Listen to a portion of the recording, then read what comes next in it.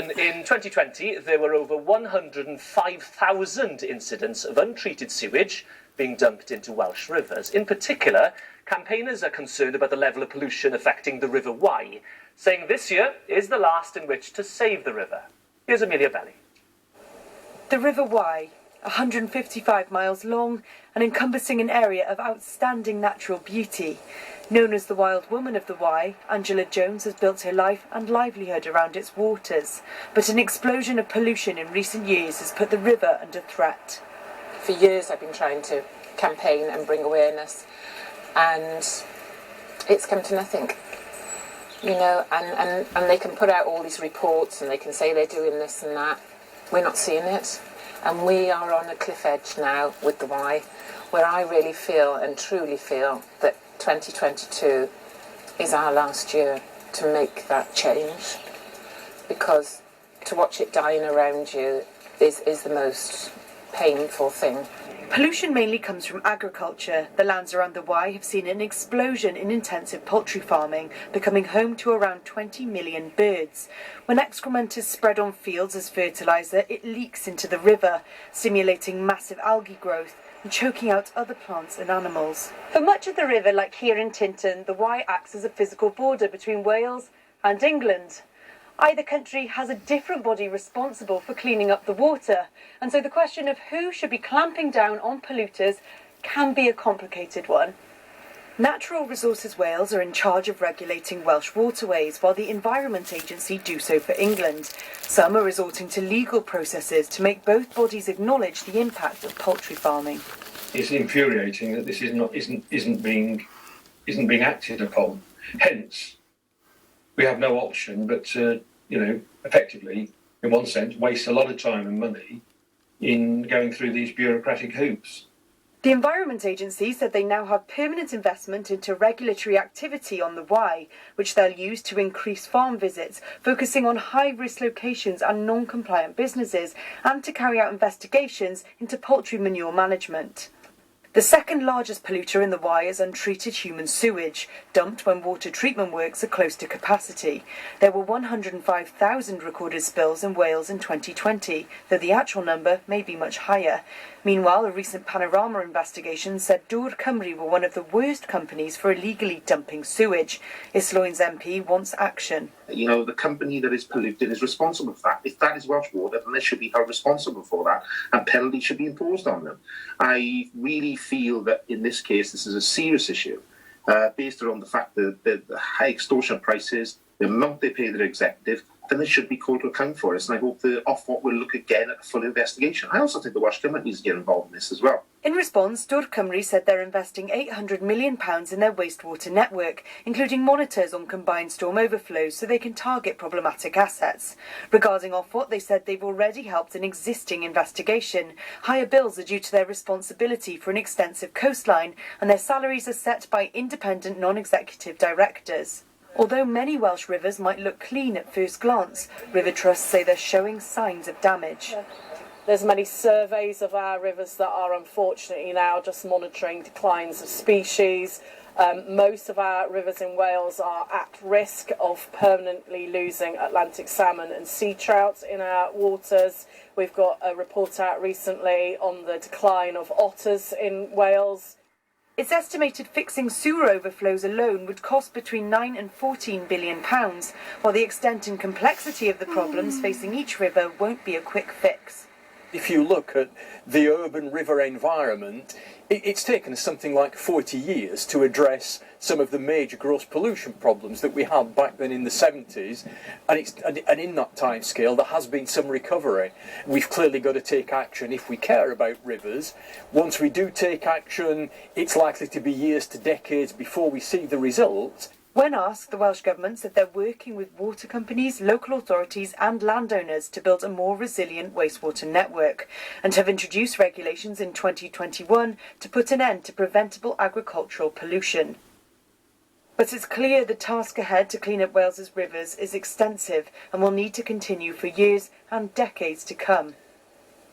OK, so joining me now is the Chief Executive of Natural Resources Wales, Claire Pillman. Bore da, good morning. Can I just get you to give us an assessment of what current state do you think Welsh rivers are in? Yes, Borodar James, and thank you for inviting me on. So, in the latest Water Framework Directive classification of Welsh rivers, which we published last year, it showed that 40% of the 933 water bodies in Wales were at good or better status. That was compared to 14% in England. Now, to be really clear, that also means that 60% are not, and that is, in my view, unacceptable. It also, in the last year, we have published information about the River Wye, and particularly about phosphate levels in the River Wye, which demonstrated that over 60% of the River Wye and its catchments failed against these new stricter targets for phosphates. So, I think that the evidence is showing that whilst there has been some progress in some areas, and we can show that and demonstrate it, the overall picture is not good, and one that we should all be concerned about. Okay, so there are two sort of main sources of river pollution. We've got agriculture. You mentioned phosphates there, mainly from chicken manure, especially when we look at the River Wye, and then the other one is raw sewage being dumped into rivers because of concerns about overflow. We'll get onto that in a bit. Let's start with poultry farming, because the River Wye catchment area, Powys area, is basically the capital of chicken farming in the UK. Quite frankly, do we have too many chicken farms here in Wales? I believe that we need stricter controls around poultry farming and poultry units. At the moment, we regulate those units that are over 40,000 birds, and we don't have powers in terms of what happens to the waste coming from those units. But is it too high a concentration of these chickens in a particular area? I mean, only just this week, Powys Council has given the green light for another chicken farm to double in size. We're talking about millions of chickens in this very part of Wales, and some people say, look, it just can't cope with it, regardless of whether farmers are doing the right thing or the wrong thing. No, I agree, and I can see that the pressure on farmers to diversify in these difficult times, but I do think that the increase in poultry farms, not just in terms, I should say, of water quality, but also in terms of increased levels of ammonia, in terms of air quality. So I do think that this is something that Welsh Government planning authorities and ourselves need to look at in terms as to whether we've got the regulation right in this area. OK, and let's turn to raw sewage then. We had 105,000 monitored discharges into Welsh rivers in 2020. That doesn't include unmonitored or illegal discharges. It's an eye-wateringly high number, isn't it? It is, and, most of this is monitored in Wales. Most of the sewage outflows are monitored. They overflow in situations where there is a huge amount of floodwater or surface water. Unfortunately, and we're going to talk about flooding in a minute, these are occurrences that, because of climate change, are more frequent, more severe.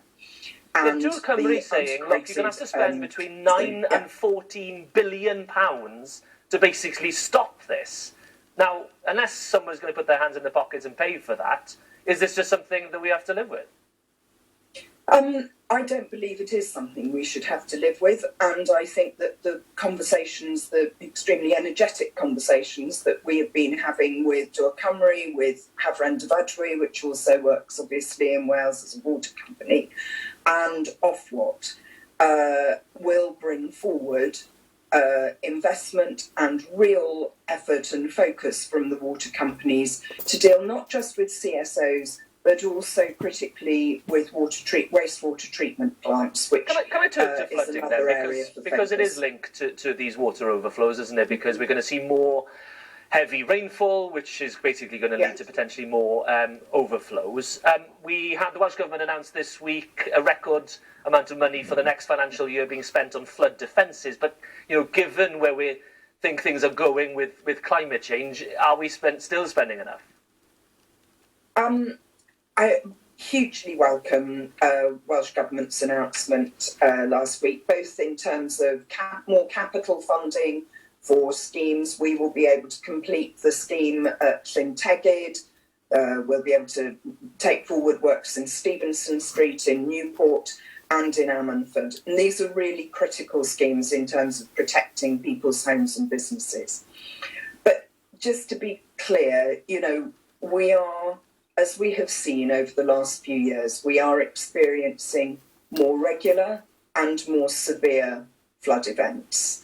And more than the money, I welcome Welsh Government's engagement with this issue. I'm going to interject because we are running out of time. Apologies for that. I just want to finish by asking you, concerns that basically Natural Resources Wales doesn't have the budget to do exactly what you're being asked to do. And a number of Conservative Senate members raising concerns this week, regardless of budget, there's an issue with structure. Yeah, I mean, we are in last stages of negotiation with Welsh Government about our budget for next year and years beyond that. I think that Welsh Government really get the issues around water quality that Angela and others were talking about. And I think that it's not just our budgets, but obviously budgets coming from water companies and in terms of funding for land managers and farmers that we need to see. Okay, I'm afraid we have run out of time, but thank you so much for joining us, Claire Pillman from Natural Resources Wales. Thank you very much. Now, in